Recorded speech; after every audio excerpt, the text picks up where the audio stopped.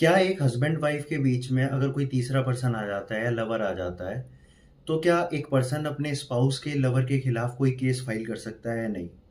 ऐसा ही एक case Delhi high court के सामने आया, जहां एक लेडी ने अपने हस्बैंड के लवर के खिलाफ एक सिविल सूट फाइल किया और उसने एलिनिएशन ऑफ अफेक्शन का ग्राउंड लिया। अब लेडी ने बताया कि मेरी और मेरे हस्बैंड की शादी 2012 में हुई थी, जिसके बाद 2018 में हमें ट्विन चाइल्ड हुए। मेरे हस्बैंड और मैं जो है कि फैमिली बिजनेस में इन्वॉल्व थे और मेरे हस्बैंड बाहर अपना एक स्टार्टअप चला रहे थे, एक वेंचर चला रहे थे, जिस वेंचर को एक लेडी जो है वो ज्वाइन करती है।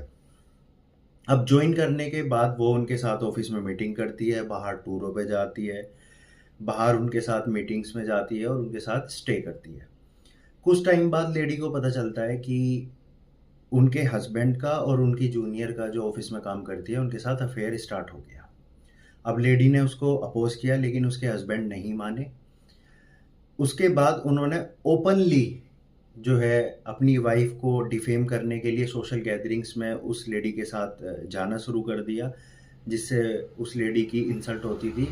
और बाद में जो है जब ज़्यादा इशू बढ़ गया तो उसके हस्बैंड ने उस लेडी के खिलाफ जो है एक डिवोर्स का केस फाइल कर दिया फैमिली कोर्ट में। अब लेडी ने जो है बोला कि इसके बाद जो है मैं बहुत मेंटली टॉर्चर फील कर रही हूँ और मेरा जो हस्बैंड और मेरे बीच में जो रिलेशनशिप थी वो इस लवर की वजह से ख़राब हुई है, तो मुझे डैमेज जो है वो दिया जाए। अब उसके बाद हस्बैंड की तरफ से जो है रिप्लाई आया, उन्होंने बोला कि हमारा केस ऑलरेडी फैमिली कोर्ट में चल रहा है, तो जो केस है ये सिविल कोर्ट में मेंटेनेबल नहीं है, और जो है इसको डिनाई किया। लेकिन कोर्ट ने बोला कि ये सूट मेंटेनेबल है। हालांकि जो है अडल्ट्री इंडिया में डीक्रिमिनलाइज कर दी गई, लेकिन उसके बाद भी सिविल डैमेज जो है वाइफ की तरफ बनता है।